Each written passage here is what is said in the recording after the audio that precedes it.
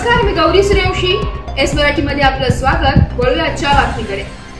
नामदार मकरंद आबा पाटील यांची राज्य सरकारच्या मदत व पुनर्वसन मंत्रीपदी निवड झाल्याने शिरवळकरांच्या वतीने त्यांचे जोरदार स्वागत करण्यात आले. या स्वागत प्रसंगी सातारा जिल्हा परिषदेचे माजी अध्यक्ष उदयदादा कबुले, सभापती राजेंद्र अण्णा तांबे तसेच शिरवळचे लोकनियुक्त सरपंच रविराज बापू दुधगावकर व उपसरपंच ताहिरभाई काझी व पदाधिकारी व कार्यकर्ते मोठ्या संख्येने उपस्थित होते. त्यानंतर नामदार मकरंद आबा पाटील यांनी नायगाव येथे जाऊन पुण्यश्लोक सावित्रीबाई फुले यांच्या स्मारकाचे दर्शन घेतले. त्यानंतर त्यांनी विविध चॅनलच्या पत्रकारांच्या प्रश्नाला पत्रकार परिषदेत उत्तर दिले. आबा, आज तुम्ही कॅबिनेट मंत्रीपद जे मदत आणि पुनर्वसन खाता आहे त्याचे तुम्ही मंत्रीपद घेऊन आज सातारा जिल्ह्यात तुमचं आगमन झालंय, तर काय सांगाल तुम्ही? गेले 4 टर्म या वाई विधानसभा मतदारसंघामधील लोकांनी मला निवडून दिलेलं आहे आणि यावेळेला निवडून देत असताना लोकांची खूप मोठी अपेक्षा होती की काही करून आपल्या मतदारसंघाला माझ्या रूपानं मंत्रिपद मिळावं आणि महायुती सरकारच्या माध्यमातून या राज्याचे मुख्यमंत्री देवेंद्रजी फडणवीस साहेब असतील, आमचे नेते आणि उपमुख्यमंत्री नामदार अजितदादा, दुसरे उपमुख्यमंत्री नामदार एकनाथरावजी शिंदेसाहेब यांच्या महायुती सरकारनं ही मंत्रिपदावर मला काम करण्याची संधी दिलेली आहे. निश्चितपणानं हा या मतदारसंघाच्या दृष्टीनं, या जिल्ह्याच्या दृष्टीनं खूप आनंदाचा क्षण आहे असं म्हणलं तर काही वावगं होणार नाही. आमदार साहेब, खंडाळा तालुक्याने तुमच्यावर मतदान रूपी विशेष प्रेम नेहमीच दाखवले. आता खंडाळा तालुक्याचे प्रलंबित 14 गावांचा पाणी प्रश्न, त्याचप्रमाणे नायगाव मांढरदेवी व खंडाळा कोरेगाव रस्ता याबाबत काय सांगाल? मुळामध्ये आता जो देवघरचा प्रकल्प आहे, मेन कॅनॉलची कामं सुरू झालेली आपण सगळेजण बघताय. 3 उपसा सिंचन योजनांची कामं आता टेंडर मंजुरीच्या अंतिम क्षणी, म्हणजे मंजुरीच्या अंतिम क्षणी त्या ठिकाणी फाईल आहेत. लवकरच त्या उपसा सिंचन योजनांना मान्यता मिळेल आणि लवकरात लवकर या देवघरच्या 3 उपसा सिंचन योजनांची कामं सुरू त्या ठिकाणी होतील. देवघरचे जे उर्वरित शिल्लक पाणी आहे या तालुक्याच्या वाट्याचं, त्या शिल्लक पाण्यामधून जी खंडाळ्याच्या उर्वरित 14 गावांची मागणी आहे ती सुद्धा मागणी भविष्यामध्ये निश्चितपणानं पूर्णत्वाला जाईल हा विश्वास या निमित्तानं मी या ठिकाणी आपल्याला देतो. मांढरदेव रस्ता असेल, गेले कित्येक वर्षाचा हा प्रश्न आहे.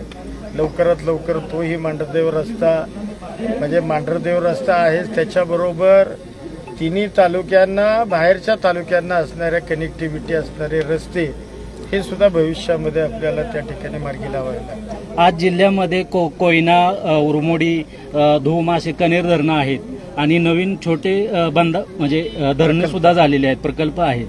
तर पुनर्वसनाचे प्रश्न अत्यंत बिकट आहेत. वारंवार जे आपले धरणग्रस्त आहेत त्यांना जे जिल्हाधिकारी कार्यालय किंवा पुनर्वसन कार्यालय किंवा लोकप्रतिनिधी असतील, तुमच्याकडे सुद्धा बरेच वेळा लोक आलेले आहेत पुनर्वसनाचे प्रश्न सोडवण्यासाठी. तर काय तुमचं पुढचं विजन काय असणार आहे याबाबत? मुळामध्ये आपल्या जिल्ह्यामध्ये कोयनेसारखं एक मोठं धरण या जिल्ह्यामध्ये जवळपास 60-65 वर्षापूर्वी बांधलं गेलं. त्याच्यानंतर वीरचं धरण सुद्धा हे जवळपास आता 70-75 वर्ष वीरच्या धरणाला झाली. म्हणजे ह्या 2 धरणांची नावं मी का घेतोय तर हे जुने प्रकल्प आहेत. या प्रकल्पांचे अद्यापही प्रश्न काही प्रलंबित आहेत. त्याच्यानंतर मग झालेलं धोम असेल, त्याच्यानंतर झालेलं कन्हेर असेल, त्याच्यानंतर झालेलं उरमोडी असेल, त्याच्यानंतर झालेलं बलकवडीचा काही एवढा प्रश्न नाही, छोटेसे प्रश्न आहेत बलकवडीचे.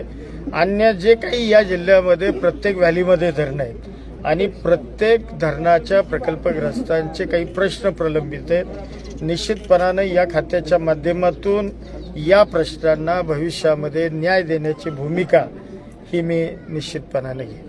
राज्याचं विजन काय असेल तुम्ही मंत्री म्हणून? नाही, राज्याचं विजन म्हणजे हे खातंच मुळामध्ये तसं मोठं खातं आहे. आता या राज्यामध्ये अनेक धरणं आहेत. या धरणांचे असणारे प्रकल्पग्रस्तांचे प्रश्न हे त्या ठिकाणी प्राधान्यानं सोडवावे लागतील.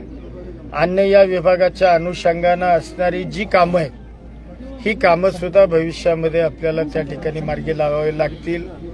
सुदैवाने या कामाचा मला पूर्वीचा अनुभव आहे, त्यामुळे त्याचा लाभ मला या मंत्रिपदाच्या माध्यमातून किंवा या राज्यातील सर्वसामान्य जनतेला त्या ठिकाणी या खात्याच्या माध्यमातून लाभ देता येईल. आमदार त्याचा साहेब, विश्वास आहे. निवडणुकीमध्ये आपल्याला म्हणजे आपल्या घराण्यामध्ये 4-4 पदं आहेत असं एक हिनवलं जायचं किंवा तुमच्यावरती ॲलिगेशन केलं जायचं. पण आता हे कॅबिनेट मंत्रीपद मिळाल्यानंतर तुम्ही एक चपराक मिळाली काय विरोधकांना? नाही, चपराक कॅबिनेट मंत्रिपदापेक्षा जी विधानसभेची निवडणूक झाली, या निवडणुकीमध्ये विरोधकांनी मुद्दा हा काढला होता घराणेशाहीचा. आणि मग या 3 तालुक्यातील जनतेनं मताच्या रूपानं म्हणजे गेल्या वेळेच्या निवडणुकीपेक्षा जवळपास 62,000च्या फरकानं मला लोकांनी विजयी केलं. यामध्येच त्याचं उत्तर येतं सगळं.